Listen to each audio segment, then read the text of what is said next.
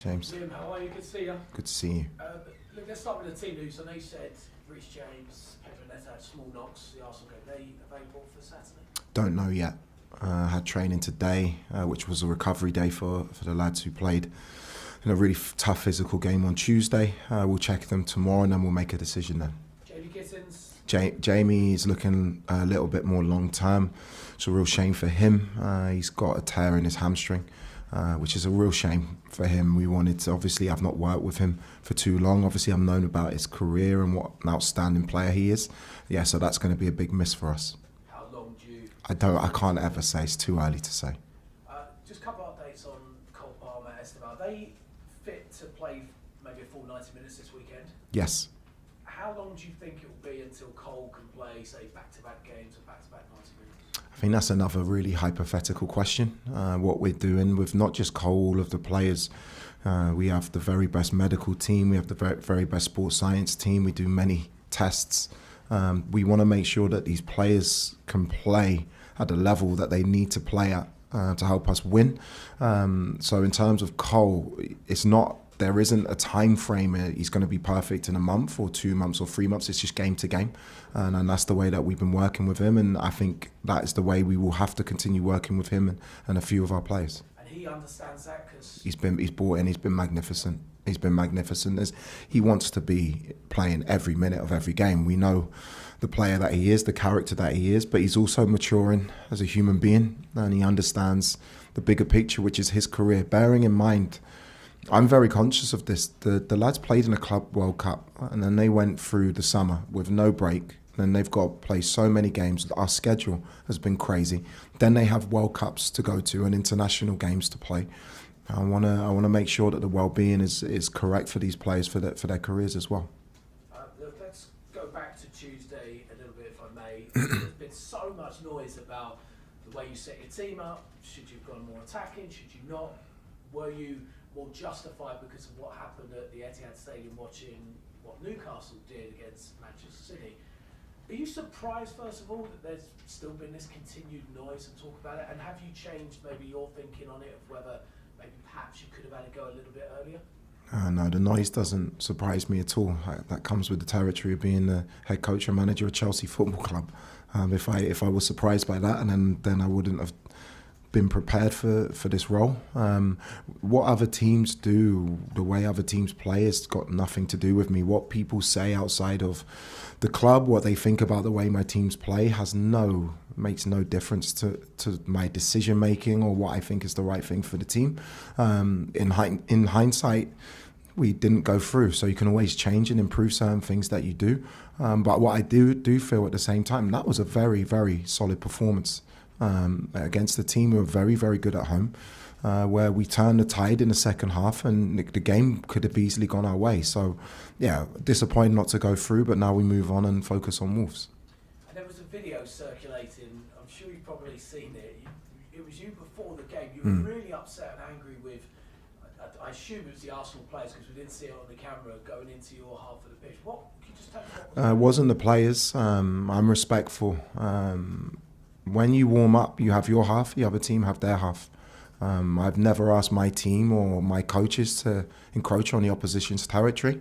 In that moment, I didn't think it was right where they were operating in terms of they were affecting my lads' warm-up and my staff's warm-up. So I asked them, maybe not politely, to make sure they stay in their half. I'm not here to have mind games, or it's just what I think is right and respectful, and hopefully we respect that and other teams do too. What was it specifically, if you don't mind me asking, that made you so angry? Because it's just probably none of us see you as quite a calm, level-headed guy, but you were really angry in that moment. I think there's certain etiquettes in football. I always try and be as respectful as possible. I always want to win.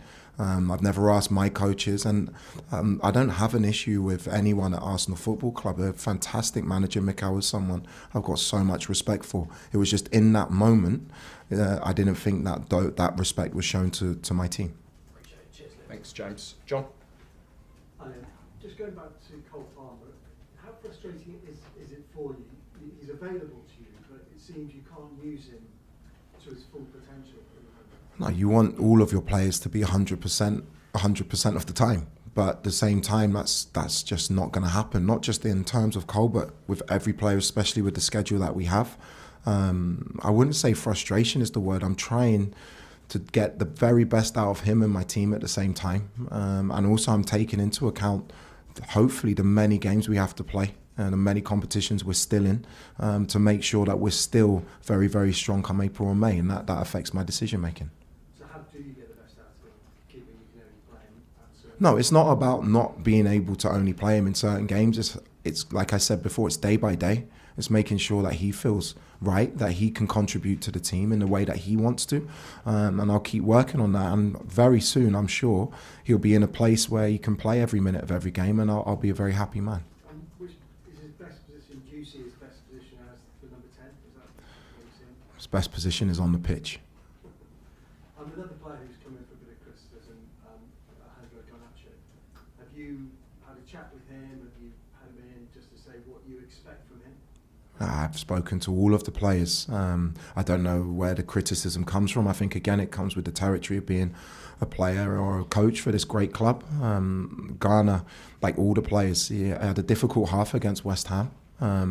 I thought he showed some really bright moments coming on against Arsenal, and he's going to be massive for us. And we have a lot of games to come, and he'll have plenty of opportunities to show his quality.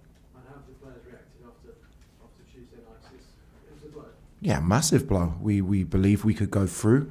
The lads were devastated, and rightfully so, after the game in the dressing room. But I've spoken to them. You get setbacks in life is how you respond. And the response in training today and in the meetings that we have had have been really positive.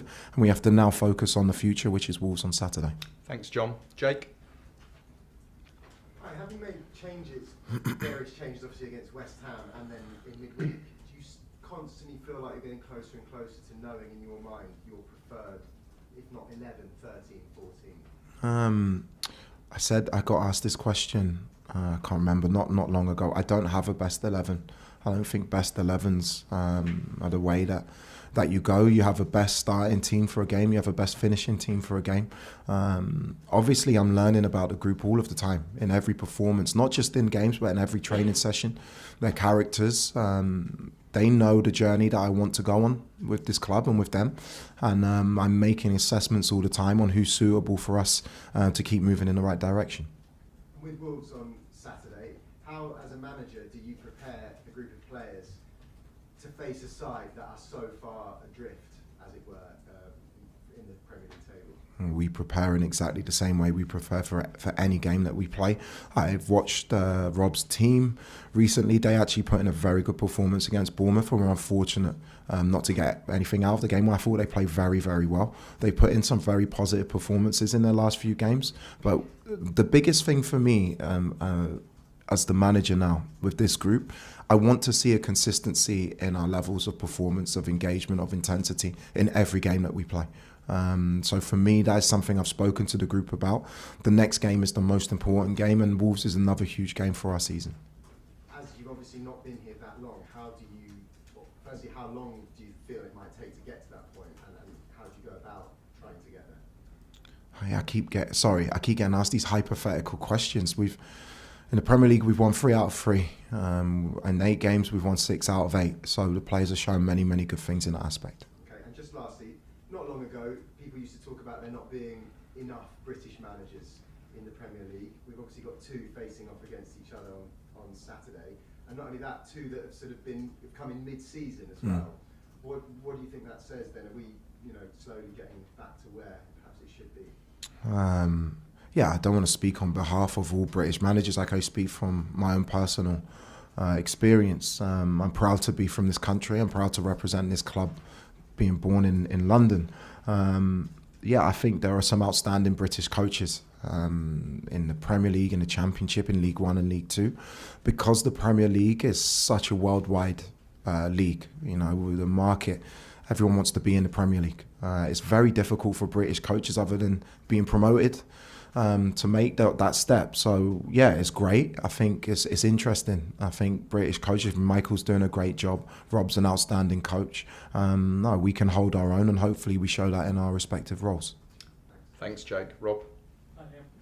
With Mamadou Sarr coming back mid-season, you've experienced the multi-club model now now on the side of, I guess, the more dominant partner and the smaller club. Did you get a sense when you were in Stratford of being the junior partner in a model essentially built for the benefit of a bigger club? No, I didn't. You'll see Mamadou's come back.